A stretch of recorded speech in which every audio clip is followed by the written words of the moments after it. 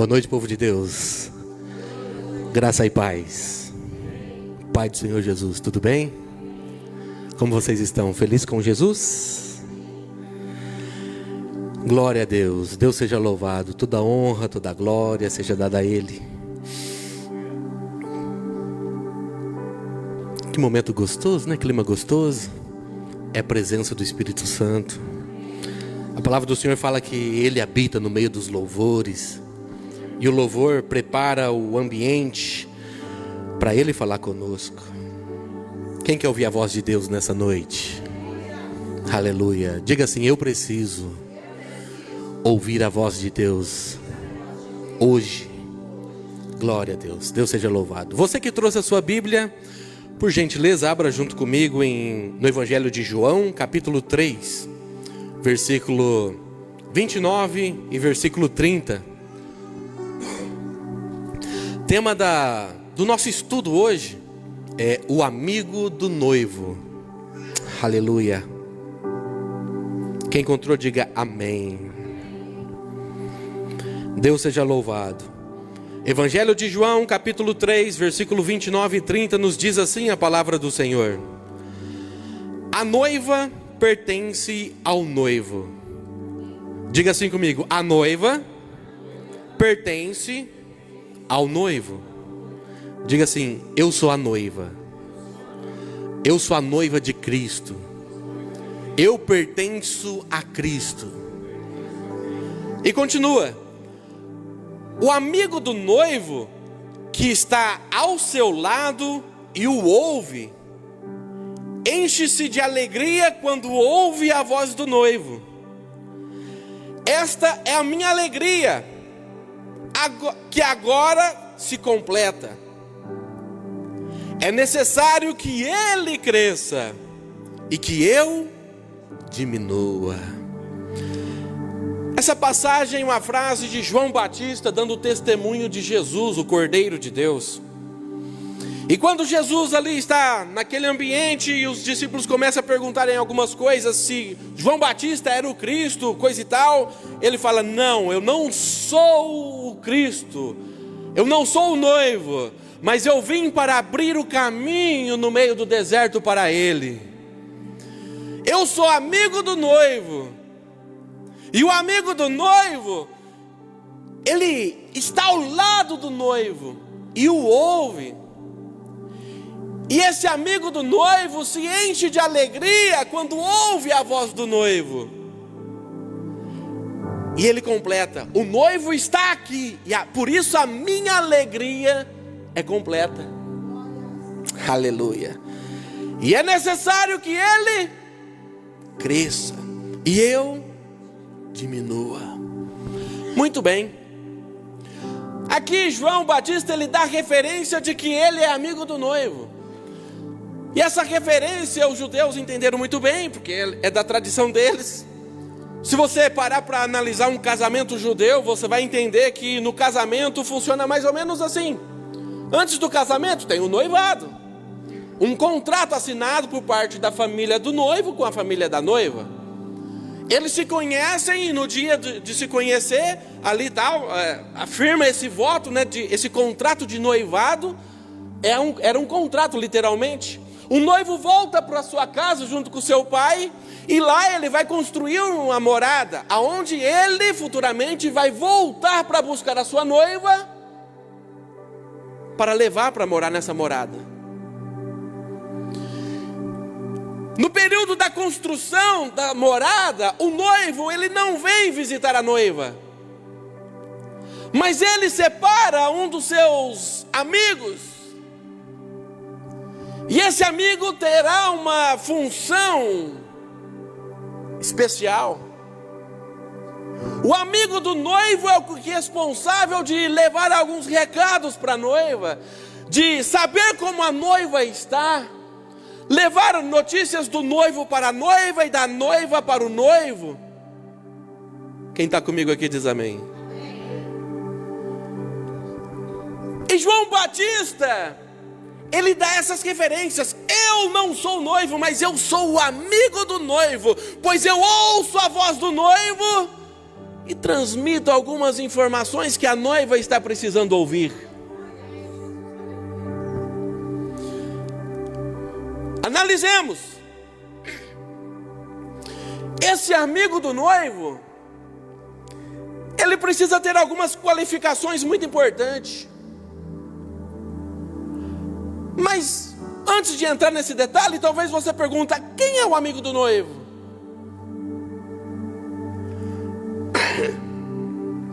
O que acontece é que somos uma só noiva.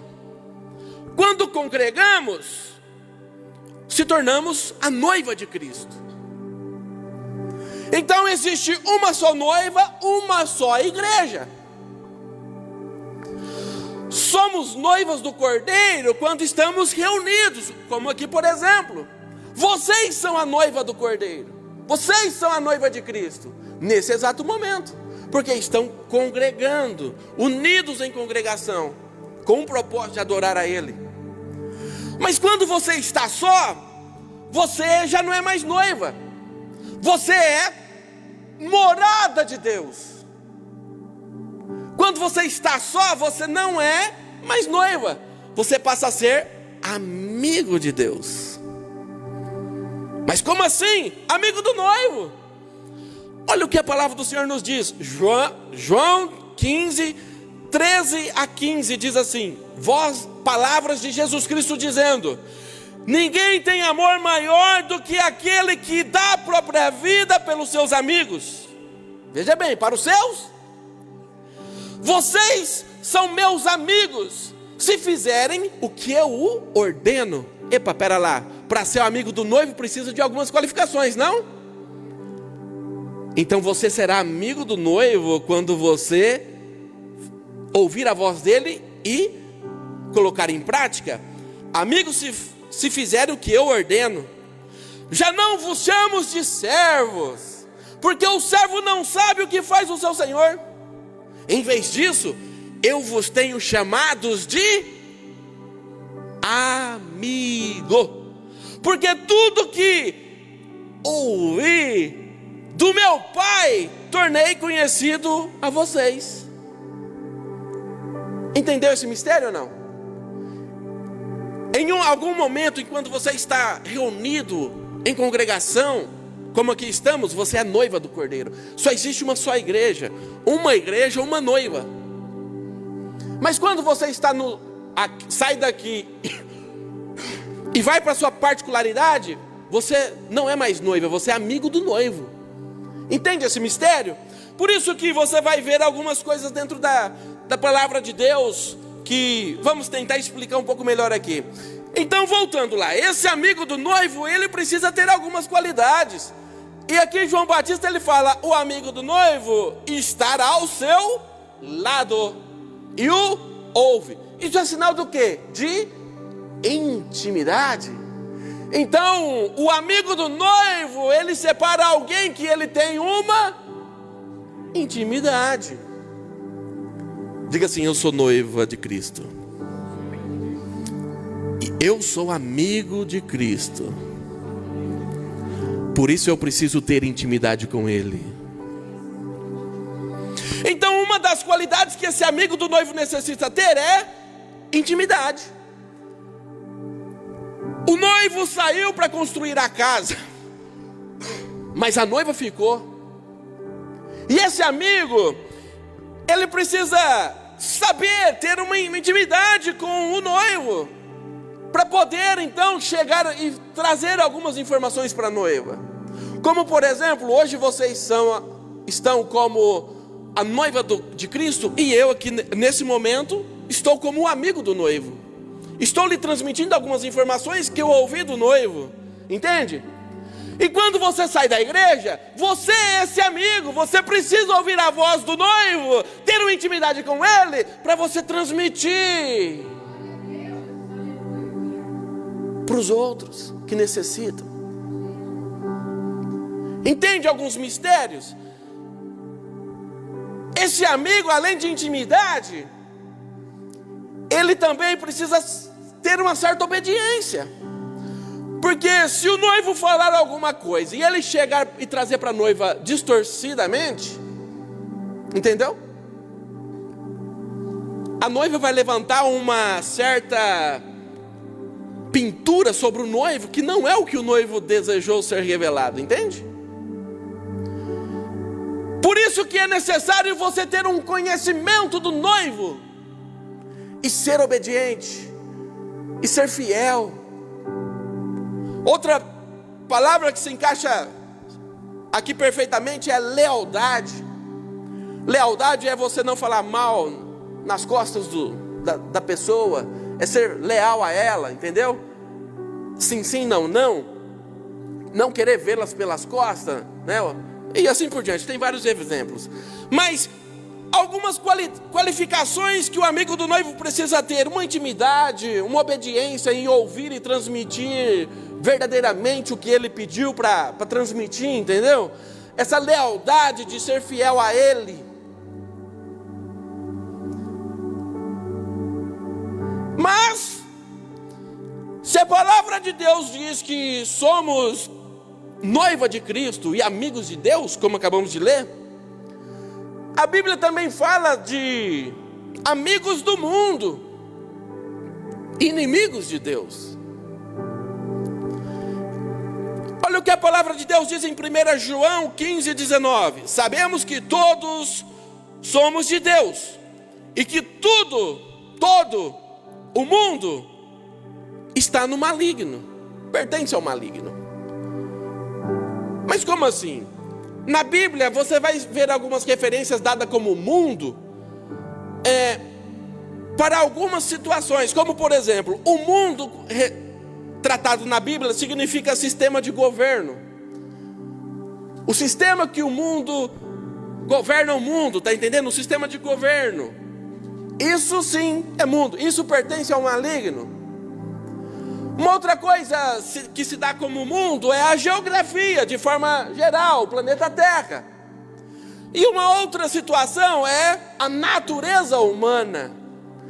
Então, pode ser o sistema que governa o mundo, a geografia, mas também pode ser a natureza humana. Vamos ver? Tiago 4:4. Gente infiel, será que vocês não sabem que ser amigo do mundo é ser inimigo de Deus? Quem quiser ser amigo do mundo se tornará inimigo de Deus. Está falando o quê? Do mundo referente à nossa natureza humana, dos nossos gostos humanos. A gente sabe que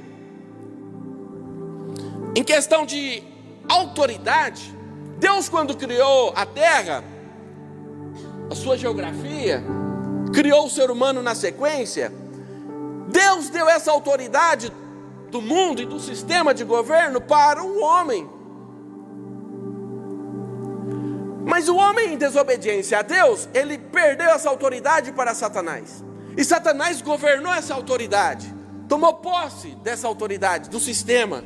Mas Jesus Cristo veio e recuperou essa autoridade novamente e deu para a igreja. Mas acontece que nem todo mundo toma posse dessa autoridade novamente. Por isso que a palavra de Deus fala que somos de Deus, mas o mundo, o sistema pertence ao maligno, porque precisa ir tomar uma posse. Mas nem todos querem tomar posse, preferem continuar sendo escravo, entende? Então quando ele fala aqui que aquele que é amigo do mundo, ele é inimigo de Deus. Por quê? Está se referindo de algo que Deus limitou o ser humano, mas ele quer ainda desfrutar daquilo. Uma outra referência, Gálatas 1:10. Acaso estou tentando conquistar a aprovação das pessoas? Ou será que procuro a aprovação de Deus? Se o meu objetivo for agradar as pessoas, não seria servo de Cristo, não seria amigo de Deus, entende? Tem essa questão, você está querendo agradar a quem? Você vai fazer tudo que o outro faz só para ser aceito naquele grupo? Só para ser bem aceito? Geralmente jovens é assim, né? Tem que fazer o que a rodinha está fazendo, senão ele é excluído. Mas aí entra alguns princípios E o que vale mais? Você ser amigo do mundo, dos prazeres carnais, da natureza humana que te atormenta? Prefere se entregar a isso ou se entregar espiritualmente a Deus? Há uma luta diária dentro de nós. E continua, 1 João 2, 15 a 17. Não ameis o mundo, nem o que há no mundo. Se alguém ama o mundo, o amor do Pai não está nele. Porque tudo que há no mundo, a concupiscência da carne, a concupiscência dos olhos e a soberba da vida, não é do Pai, mas do mundo. E o mundo passa e as suas concupiscências, mas aquele que faz a vontade de Deus permanece para sempre. Concupiscência nada mais é do que desejo. Então ele está falando que aquele que deseja o que está no mundo, tipo o desejo da carne. A carne também, quando você vê na Bíblia, a carne está se referindo à sua natureza humana. Mas o que? Nascemos dessa natureza humana. Mas o que está escrito lá em João 3,3, um diálogo de Jesus com Nicodemos, né? É necessário vos nascer de novo, da água e da palavra, do Espírito. Esse nascer de novo é o novo nascimento do cristão, é o novo nascimento da pessoa espiritualmente.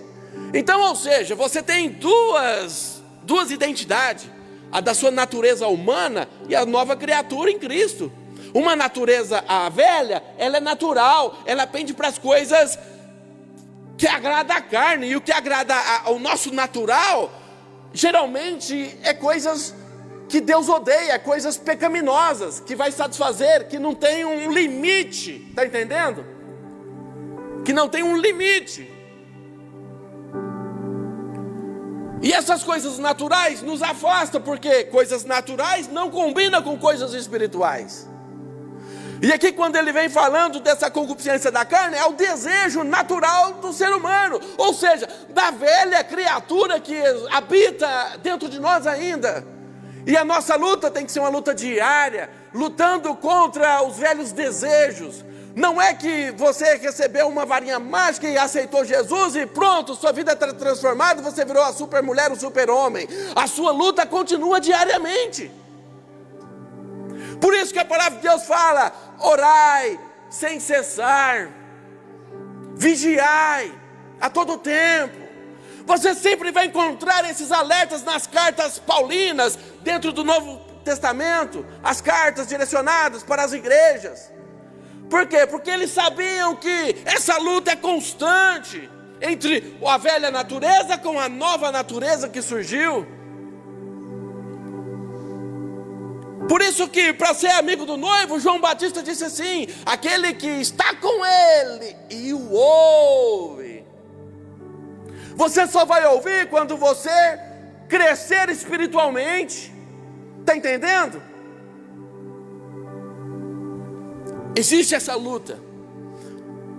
Concupiscência dos olhos, desejo dos olhos. Jesus disse assim: ei, se os seus olhos lhe faz pecar, melhor que arranque fora e entre nos céus com um olho só, do que ir com os dois olhos para o inferno. Porque o olho é a porta de entrada, é pelos olhos, a visão aqui que você detecta e começa a desejar a coisa ou repugnar outras. Está aqui, os seus olhos processam para a sua mente joga para o coração, que desenvolve um sentimento, seja ele bom, seja ele ruim, entende? Então, por isso que ele fala o desejo dos olhos. E a soberba da vida, né? Querer abraçar o mundo. João 15:19 diz assim: se vocês permanecem no mundo, na velha natureza, refém do sistema maligno, ele os amaria como se fosse deles. Isso aqui João está falando, Jesus, não é uma frase de Jesus, falando: vocês estão aqui, estão sendo rejeitados por que estão lá fora, não aceita o seu estilo de vida, o seu novo estilo de vida, mas é rejeitado por eles lá fora, justamente por causa disso, porque se você vivessem como eles vivem, ou seja, aceitando o estilo de vida que eles determinaram para si mesmo e você querer ser incluso no sistema deles, se você então vivesse dessas formas nesse mundo, não, mas deixem de que Deus os transforme por meio de uma completa mudança da mente de vocês. Então, ou seja, aqui Paulo, que é Romanos 12:2, ele vem falando assim, é na de cima. Se vocês pertencem ao mundo, eles o amariam como se fosse deles. Todavia, vocês não são do mundo, mas eu os escolhi, tirando-os do mundo. Por isso o mundo os odeia. Jesus dizendo. Então é essa, se você pertencer à sua natureza humana, se entregar à sua natureza humana, os seus desejos naturais, o mundo vai te abraçar, o sistema maligno vai te abraçar. As pessoas que vivem a vida desregrada vai te abraçar. Mas aqui, Jesus está dizendo através do Evangelho de João, que se você pertencesse ao mundo, as pessoas te amariam, mas você já não pertence. As coisas da sua natureza velha, humana, já não faz mais sentido algum. Não tem que fazer sentido mais algum para você, para a noiva de Cristo, para o amigo de Deus. Então, ou seja, se vocês não são do mundo, Ele o escolheu. Lembra, o noivo, ele precisa de um amigo chegado para ser o representante dele diante da noiva. Por isso ele te escolheu, porque ele vê algumas qualificações em você. Por isso que ele separou um grupo de pessoas aqui como nós, para sermos a noiva e também o amigo de Deus.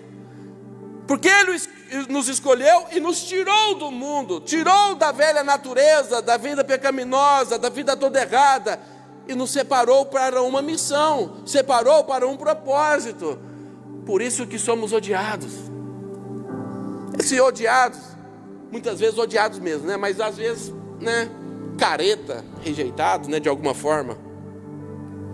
Mas Paulo, ele vem dizendo aos romanos assim, Romanos 12:2, não vivam como vivem as pessoas deste mundo. Ele já dá a dica, olha, eles vivem segundo o desejo do seu coração. Eles vivem conforme a regra do coração. E o coração do homem é enganoso, diz a palavra do Senhor.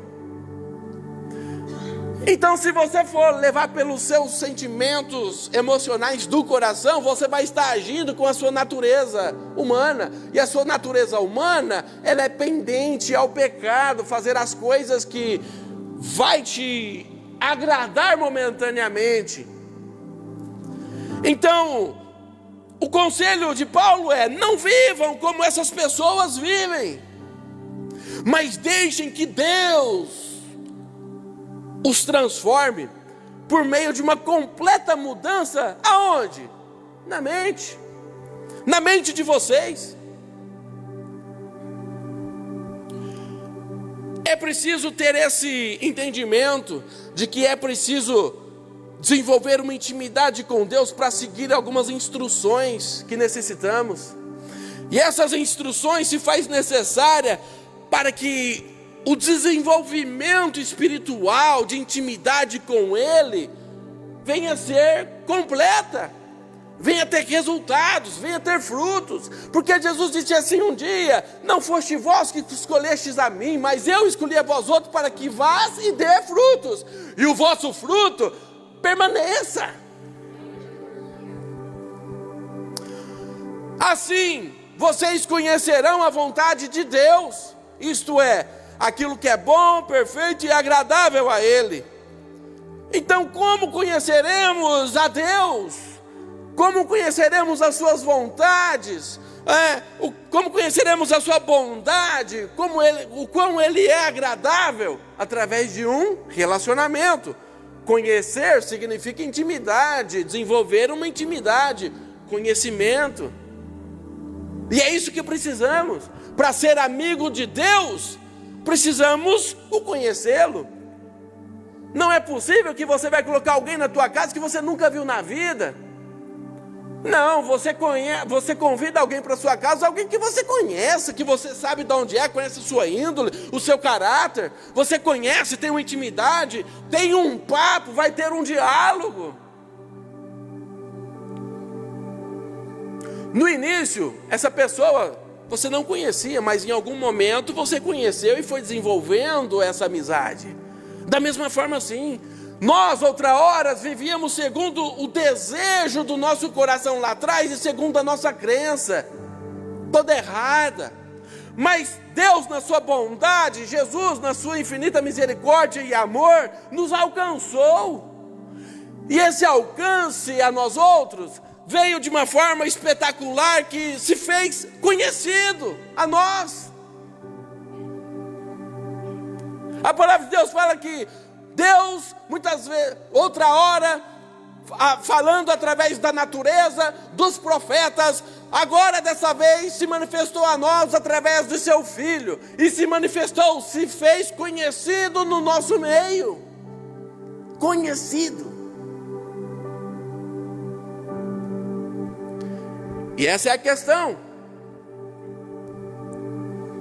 Até onde vai esse relacionamento? Até onde vai essa fidelidade, esse desejo de obediência, de transmissão, de lealdade daquilo que foi passado de Deus ao seu coração? Porque a palavra de Deus diz assim: a noiva pertence ao noivo. O amigo do noivo que está ao seu lado o ouve. Enche-se de alegria quando ouve a voz do noivo. Esta é a minha alegria, que agora é completa. É necessário que ele cresça e que eu diminua. Tenha isso no seu coração. Uma só noiva. Não existe várias noivas, existe uma noiva. A noiva do Cordeiro. Vai subir uma noiva. Uma noiva. Da mesma forma, eu falei do noivo, amigo do noivo. Se você parar para analisar, Mateus 25, ali no seu começo, vem falando da parábola das 10 virgens. Da mesma forma, no relacionamento judaico, o noivo separava um amigo, enquanto isso a noiva separava algumas amigas. E essas amigas, na quantidade de 10, ali cercava a noiva e preparava. A noiva tinha que deixar o vestido preparado, as coisas tudo preparado, porque não sabia a hora que o noivo viria, entendeu? Isso tem tudo a ver com uma escatologia, um simbolismo de Cristo e a igreja. E essas noivas, a amiga da noiva, essas 10 virgens que a Bíblia relata, ela precisava estar atenta, porque ela também precisaria estar pronta. E da mesma forma como nós somos a noiva de Cristo, e ao mesmo tempo amigo do noivo, também somos essas 10 virgens. Porque quando você está congregando, você é a noiva, mas quando você não está, você é o amigo do noivo, que é representante do noivo, mas ao mesmo tempo você é a amiga da noiva, que é representante da noiva. Então, ou seja, você tem 3 funções. Você, quando congrega, você é noiva de Cristo. Mas fora daqui, você é representante de Deus. E você também é representante do que Ele instituiu, o reino de Deus. Entende? Então aquela parábola quer dizer isso, que é um simbolismo lá do juízo final, lá para frente. Então, essas características voltadas lá para frente, né, que a gente está falando aqui de algo meio escatológico, né, um simbolismo do que acontece, mas que vai acontecer também. Então fica claro de que devemos nós, como noiva do Cordeiro, né, se tornar um pouco mais fiel nesse sentido, de manter a nossa lamparina acesa, né, de se guardar, de se purificar de algumas coisas, de ficar a tempo com os sinais, porque as coisas vão acontecer e não vai demorar. Os sinais estão aí fora, as coisas acontecendo. A Bíblia já deu todo o respaldo para a volta de Cristo. O cenário do anticristo já está formado. Da mesma forma, quando Jesus veio ao mundo, um cenário precisou ser feito, preparado. Se você estudar a história, coisa que eu amo, você vai entender o porquê que veio os reinados, que aquela estátua que Daniel teve a visão, né, de um reinado sírio, do reinado ali grego, para depois chegar no romano. Tem toda uma simbologia. Deus cuidou de todos os detalhes. Os gregos eram uma cultura pensadora, que voltava a pensar. O povo então estava raciocinando, pensando, um povo pensante, um povo que gostava de escultura. A cultura deles, né, de governo era implantar na escola a cultura, o desenvolvimento, sabe? Aí veio o Império Romano e adotou esse sistema e de uma forma ou de outra foi abrindo o caminho, preparou todo o cenário. Então existiu um cenário para a vinda de Jesus. Da mesma forma, existe um cenário para a vinda do anticristo. E o cenário está exposto, o cenário está se formando, está se concluindo. A qualquer momento as coisas vão acontecer. Mas aonde está o amigo do noivo para avisar a noiva? Aonde está a amiga da noiva para representar a noiva? Quem está comigo aqui diz amém. Essa é a mensagem que Deus colocou no meu coração. O amigo do noivo. Diga assim: eu sou a noiva, eu pertenço ao noivo. Aqui dentro eu sou a noiva. Diga assim: aqui dentro eu sou a noiva. Lá fora eu sou amigo do noivo, representante dos céus. Diga assim: eu sou representante dos céus. Lá fora você é representante da igreja, do reino de Deus. Amém? É isso que Deus colocou.